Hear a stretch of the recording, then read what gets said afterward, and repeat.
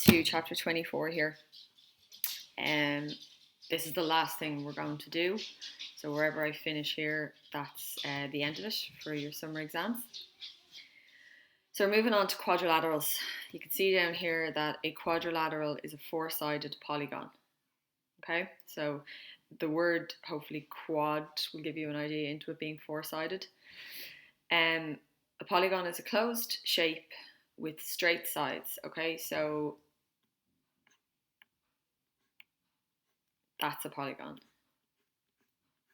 That's a polygon. That's a polygon.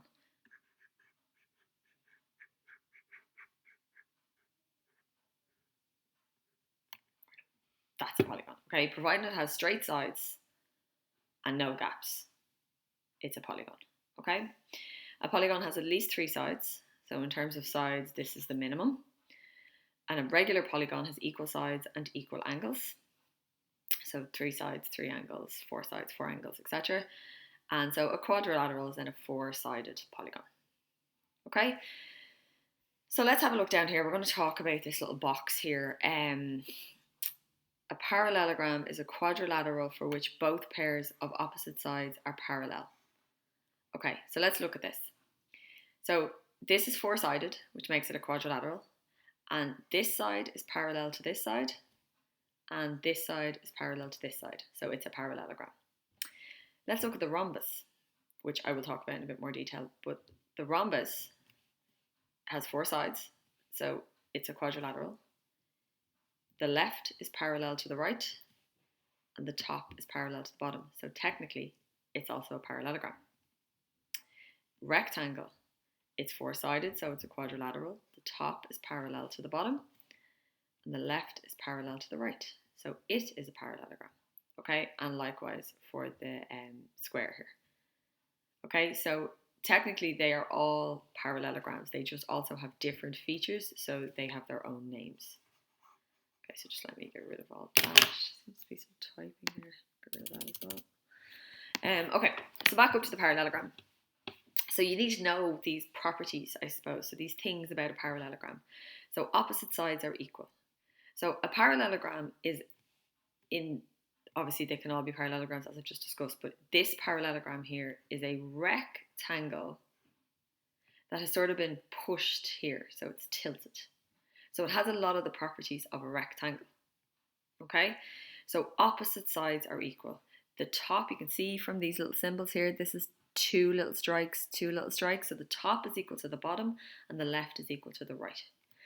Opposite sides are parallel, which you will notice is a common thread the whole way down. Opposite sides are parallel.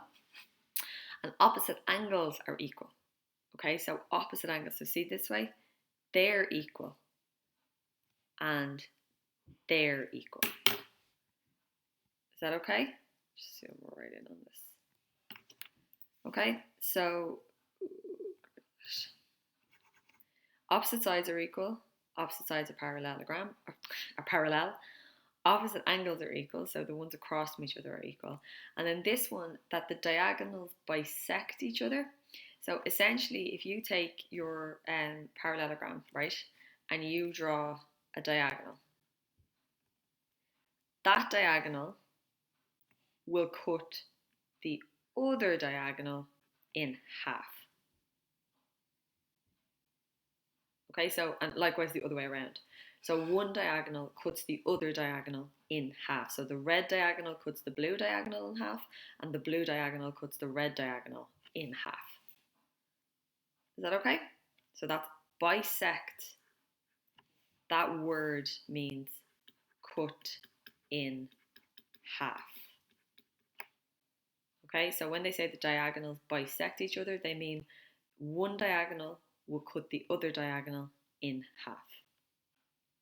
Okay, next one here, the rhombus. Okay, so if the parallelogram is a rectangle that's been tipped over, the rhombus is a square that's been tipped over. So if you take a square and push it here and tip it over, that's so thick.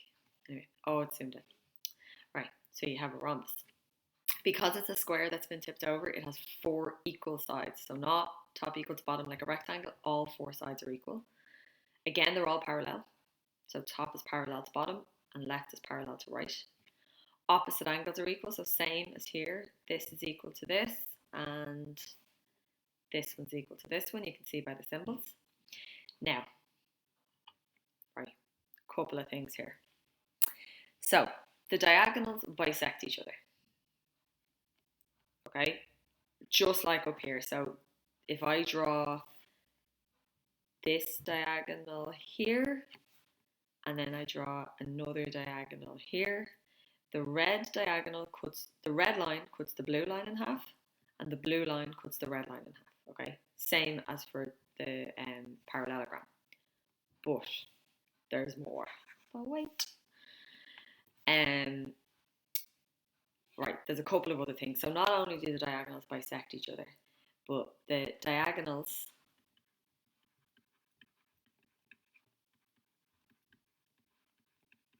bisect the angles. Okay, now if you look here, see when I draw this diagonal, this blue one here, it cuts that angle in half and that angle in half. Can you see that they're both x's?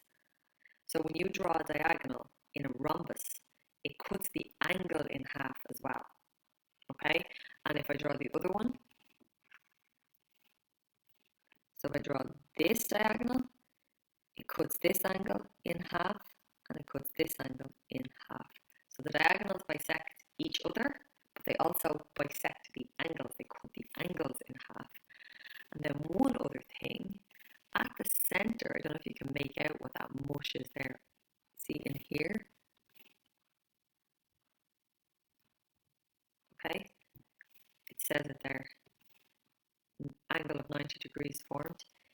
It forms, the diagonals, ahead of myself here. The diagonals form 4 90-degree angles at the center. Okay, so rhombus is really interesting when you put in diagonals. The diagonals cut each other in half. The diagonals also cut the angles in the corners in half. And when they cross in the center, the diagonals are actually perpendicular. They form 90-degree angles with each other in the center. Okay, so make sure when you're taking these notes down, you add the bits I've written here. They're important as well. Then we move on to the ones we're very familiar with and you've been doing since, well, my daughter knows what a square and a rectangle are, so you've literally been learning about them since you were 5. So a rectangle, opposite sides are equal, we know that. Top is equal to bottom, left is equal to right. Opposite sides are parallel, so the top and the bottom are 2 lines that will never meet, and the left and the right are 2 lines that will never meet. Now, here's where it gets different, because this isn't tilted. All the angles are the same size, so it's not opposite angles, they're all the same, and they're all 90. Okay, and the diagonals bisect each other, so same thing. One will cut the other one in half, and the other will cut the first one in half. But what you will notice here is that they're all the same. See the way they're all the same? Okay, whereas in these ones that wasn't the case. Okay, so in these ones you might have that when you might have that the red diagonal is a bit longer. Okay, so same thing, one diagonal cuts the other diagonal in half. Okay, and then the square, you know all this. 4 sides are equal, opposite sides are parallel, because it's regular, as in it's not tilted. You get 90-degree corners, and then you'll notice here that the square is very similar to the rhombus. So the diagonals bisect each other. You should also have in here that the angles are bisected, like this, and it also forms the 90-degree angles at the center. Okay, so I know that's a lot, it's a lot of information, but a lot of it you know already. So I don't need you to draw pictures, it might even be easier if you, I don't know, you can leave a space if you want, and I can print that for you in September, if you have a facility to print it out, whatever you want. Normally, if I was in class, I'd probably just have the heading parallelogram and then have these written, the properties, opposite sides equal, opposite sides parallel, the properties. and I might draw some of the diagrams if it helped me remember. Do you know what I mean? So this would more be a list of words rather than pictures. Okay, so the two theorems we're going to look at are, I've already talked about them. Okay, theorem 7, in a parallelogram, opposite sides are equal and opposite angles are equal. So if you take your parallelogram, opposite sides are equal and opposite angles are equal. So this side is equal to this side, and this side is equal to this side, and this angle is equal to this angle, and this angle is equal to this angle. That's the theorem. Okay, and theorem 8, the diagonals of a parallelogram bisect each other. So we discussed this already. If I draw this diagonal in, and let's say that green diagonal is 10 centimeters long, this diagonal here, the pink one, will cut up that green one in half so that this side is 5 and this side is 5. Yeah? Or you could do that the other way around. So you could have it so that, let me try and erase that. So you could have that this diagonal is 6 centimeters long. And then if I use the other diagonal, I will cut that pink one in half so that the top bit's 3 and the bottom bit's 3.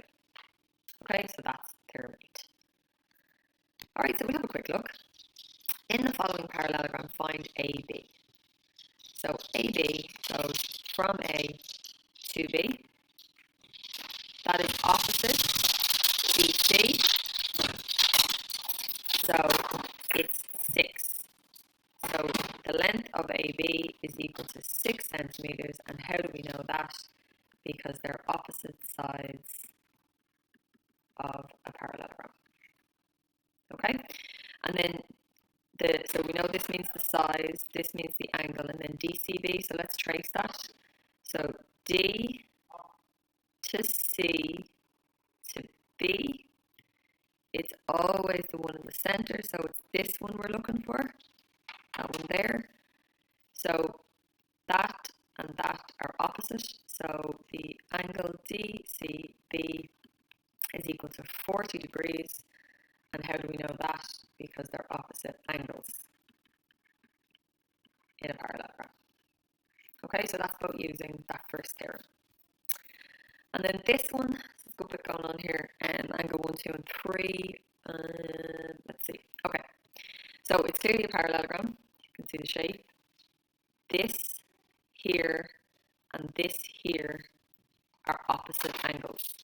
So angle 2 is equal to 50 degrees. And I know that because they're opposite angles in a parallelogram. Yeah? Now, so these are also opposite angles, right? As in this bit here and this bit here are opposite angles.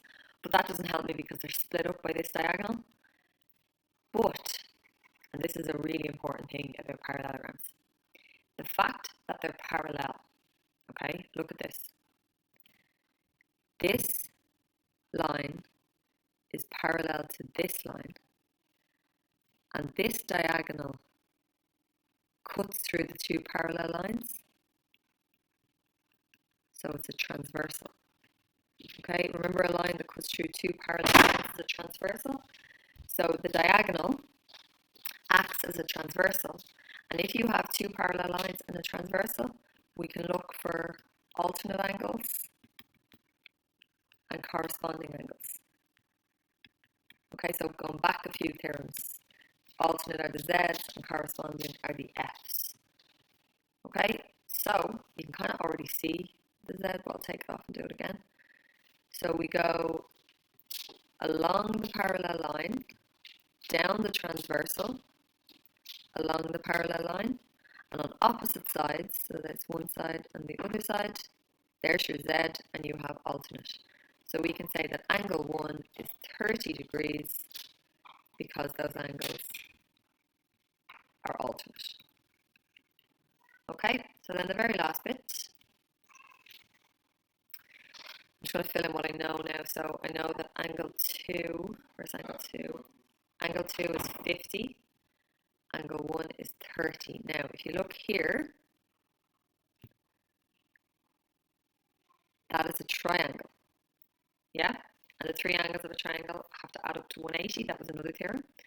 So 50 plus 30 plus angle 3 have to add up to 180 because of the three angles in a triangle equal 180. So if we add 50 and 30, we get 80, and then subtract 80 from 180 and we get 100. So angle 3 equals 100. Okay, so that question kind of gives you an idea of where we're going with these. Okay, every theorem I've taught you can be applied in any question. Okay, very, very, very, very, very important idea there, that when you have a parallelogram with a diagonal, you have a transversal. Okay, and because you have a parallelogram, which is parallel lines, and you have a diagonal, which we now know counts as a transversal, you can look for these lads, alternates and corresponding. Okay, very, very important idea there. Okay, so take down the notes, and hopefully you understand the bits there in terms of the questions. I'm not going to give you any homework on this, so we're done. That's it. We have a class scheduled, so Higgins, I know I talked to you about this in science anyway, but 12 o'clock Wednesday, so today. Robinson, 12 o'clock on Thursday, and then Macaleese, 12 o'clock on Friday. So if you have any questions about any of the maths that we've done over the last couple of weeks in preparation for your exam, or obviously I've put on a couple of chapters right from the start of the year, sets and probability. So if you have any questions, get yourself organised, make sure you know what the questions are, and jump on to the live class on whatever day is your day. I'll do my best to answer all the questions. If there's any questions that I need to check with Mr. Harrington or Mr. McDonald or whatever, I'll keep notes and I'll do that and I'll get back to you. So yeah, if you have any questions, I will see you in the live class. If you don't, best of luck in the exam, happy studying, and have a great summer.